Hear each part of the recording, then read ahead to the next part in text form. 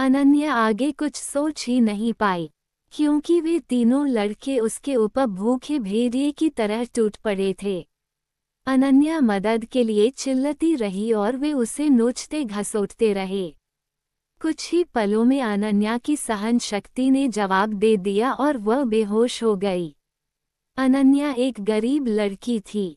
उसके पिता एक कपड़े की दुकान पर काम करते थे और माँ दूसरों के घरों में चौका बर्तन किया करती थी। अनन्या अपने माँ बाप की इकलौती लड़की थी। उसके माँ बाप ने उसे बड़े लाड प्यार से पाला था। वे चाहते थे कि अनन्या पढ़ लिख कर बड़ी आदमी बने, जिससे उसके सिर से गरीबी का कलंक मिट जाए। अनन्या ने जब 10वीं का इम्तिहान पास किया तो उसके माँ बाप बहुत खुश हुए। उन्होंने कस्बे के एक इंटर कॉलेज में उसका नाम लिखवा दिया। इंटर कॉलेज उसके घर से थोड़ी दूरी पर था, इसलिए उसके माँ बाप ने किसी तरह पैसों का जुगाड़ करके उसे एक पुरानी साइकिल भी दिला दी, जिससे अनन्या को स्कूल जाने में परेशानी न हो।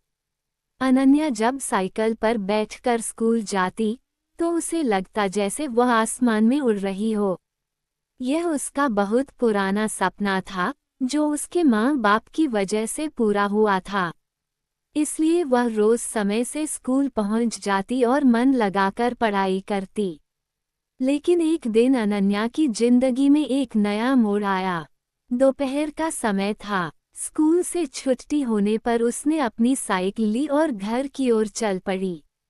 लेकिन अभी वह थोड़ी दूर ही पहुंची थी कि पीछे से आती एक बाइक उसके बगल से गुजरी। बाइक को जो लड़का चला रहा था वह उसका हम उम्र ही था। लड़के ने थोड़ा आगे जाकर अपनी बाइक रोक दी और अनन्या को रोकने का इशारा किया। अनन्या उस लड़के को अक्सर रास्ते में देखा करती थी। जब भी वह स्कूल आती और स्कूल से जाती तो वह लड़का सड़क के किनारे खड़ा उसे निहारा करता था। शुरू में उसे देखकर अनन्या को बहुत गुस्सा आता था, लेकिन धीरे धीरे वह उसे अच्छा लगने लगा था। इस तरह से रास्ते में रोके जाने से अनन्या घबरा सी गई। पहले उसका मन हुआ कि वह अपनी साइकिल आगे बढ़ा दे, लेकिन फिर न जाने क्या सोचकर उसने अपनी साइकिल में ब्रेक लगा दिया। वह लड़का अनन्या के पास आ गया और धीरे से बोला, मेरा नाम संजीत है। मैं रोज आपको स्कूल जाते हुए देखता हूँ। अगर आप बुरा ना माने तो मैं आपसे कुछ कहना चाहता हूँ। क्या? अनन्या के मुंह से सिर्फ इतना ही निकला। संजीत ने अपनी शर्ट की जेब से एक गुलाब की कली निकालकर उसके हाथ में रख दी और उसकी मुट्ठी बंद करते हुए बोला, मैं तुमसे बहुत प्यार करता हूँ। उठते बैठते, सोते जगते हर समय बस तुम्हारे बारे में सोचा करता हूँ। मुझे कुछ भी अच्छा नहीं लगता है। संजीत और भी बहुत कुछ कहना चाहता था, पर अनन्या ने उसके होठों पर हाथ रखकर उसे चुप करा दिया। तो आपको मेरा प्यार कबूल है? उस लड़के ने अनन्या की आंखों में आंखें डालकर पूछा। अनन्या शर्मा गई। उसने चुपचाप हाँ में अपनी गर्दन हिलाई और साइकिल पर बैठकर तेज तेज पैदल चलाती हुई अपने घर को चली गई। इस तरह अनन्या और संजीत में बातचीत की शुरुआत हो गई। संजीत रोज उसके लिए कोई न कोई गिफ्ट लाता और उसके लिए जीने मरने की कस्में खाता। उसकी बातें सुनकर अनन्या दीवानी हो जाती और सपनों की दुनिया में खो जाती। एक दिन संजीत ने अनन्या से कहीं घूमने चलने का आग्रह किया। पहले तो अनन्या ने हल्का सा ना नुकुर किया, लेकिन फिर वह तैयार हो गई। उस दिन अनन्या बहुत खुश थी। वह तय समय पर उस जगह पहुंच गई जहां पर संजीत ने उससे मिलने के लिए कहा था। संजीत ने अनन्या की साइकिल को एक दोस्त की दुकान पर खड़ी कर दी और अनन्या को बाइक पर बैठाकर चल पड़ा। संजीत अनन्या को लेकर नदी के पास पहुंचा। वहां पर उसने अपनी बाइक खड़ी कर दी और दोनों लोग घास पर बैठकर बातें करने लगे। संजीत ने अनन्या से एक दो बातें की, फिर वह उसके करीब आ गया और उसके चेहरे से खेलने लगा। धीरे धीरे अनन्या पर एक नशा सा छाता चला गया। शायद वह संजीत के मन की बात समझ नहीं पाई, इसलिए उसने अपने आप को संजीत के हवाले कर दिया।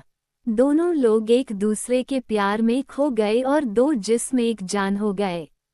अभी वे दोनों लोग ठीक से नॉर्मल भी न हो पाए थे कि तभी न जाने कहां से वहां पर 3 लड़के आ गए।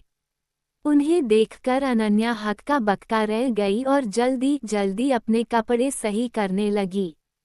ये देखकर एक लड़के ने उसका हाथ पकड़ लिया और अपने पास घसीटता हुआ बोला, इतनी भी क्या जल्दी है रानी, हम भी तो तुम्हारे दीवाने हैं।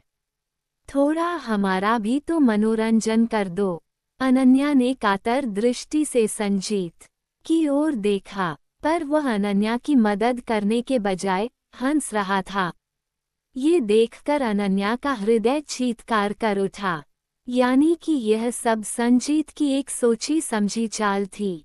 अनन्या आगे कुछ सोच ही नहीं पाई, क्योंकि वे तीनों लड़के उसके ऊपर भूखे भेड़िए की तरह टूट पड़े थे। अनन्या मदद के लिए चिल्लाती रही और वे उसे नोचते घसोटते रहे। कुछ ही पलों में अनन्या की सहन शक्ति ने जवाब दे दिया और वह बेहोश हो गई। लगभग 1 घंटे के बाद अनन्या को होश आया। वे तीनों लड़के और संजीत वहां से जा चुके थे। दर्द की वजह से उसके शरीर की प्रत्येक नस फट रही थी। उसकी आंखों के आगे अंधेरा छाया हुआ था। उसके सारे सपने ध्वस्त हो चुके थे। उसे अपना जीवन समाप्त होता हुआ नजर आ रहा था। अनन्या सोचती रही कि क्यों मैंने संजीत की बातों पर विश्वास किया, क्यों मैं उसके साथ बस्ती से इतनी दूर यहाँ पर आई। अब मैं क्या मुंह लेकर अपने घर जाऊंगी, अपने माँ बाप को क्या बताऊंगी। मेरा ये हाल देखकर वे तो जीते जी मर जाएंगे। अनन्या के शरीर में बिल्कुल भी शक्ति नहीं बची थी। वो किसी तरह घिसटती हुई नदी के किनारे पहुंची। नदी का पानी कल कल करता हुआ तेजी से बह रहा था। अनन्या ने एक बार फिर अपने गरीब माँ बाप के बारे में सोचा, लेकिन साथ ही संजीत का चेहरा भी उसकी आंखों के आगे तैर गया और इसके साथ ही क्रोध, कीज और घिन के मिले जुले भावों से उसका शरीर कांपने लगा। अनन्या ने अपने दांतों को किटकिटाया, अपने शरीर की बची खुशी ताकत इकट्ठा किया और धीरे से खड़ी की। उसने अपनी आंखें बंद कर ली, हाथों को जोड़कर मन ही मन अपने माता पिता से माफी मांगी और फिर नदी में छलांग लगा दी। अगले ही पल अनन्या नदी में डूबने उतराने लगी, लेकिन अब न तो वह किसी को अपनी जान बचाने के लिए पुकार रही थी और न ही बचने के लिए संघर्ष कर रही थी। उसका मन अब भी अपने बेवफा प्रेमी के बारे में सोच रहा था। वह सोच रही थी कि क्यों मैंने उसकी बातों पर इतना एतबार कर लिया, क्यों मैंने उससे अंधा प्यार किया, क्यों मैं उसकी नीयत को समझ नहीं पाई। अगर मैं ऐसा कर पाती तो शायद। और फिर वह नदी की गहराई में डूबती चली गई। दोस्तों, किसी से प्यार करना, किसी पर एतबार करना बुरा नहीं है, लेकिन अपने भीतर जज्बातों को पहचानने की क्षमता भी रखिए। किसी की बातों पर एतबार करने से पहले उसे एक बार जरूर परखिए। किसी को अपना तन मन सौंपने से पहले उसके परिणामों के बारे में भी जरूर सोचिए। नहीं तो आप भी अनन्या की तरह धोखा खा सकते हैं, आप भी उसकी तरह ठगे जा सकते हैं।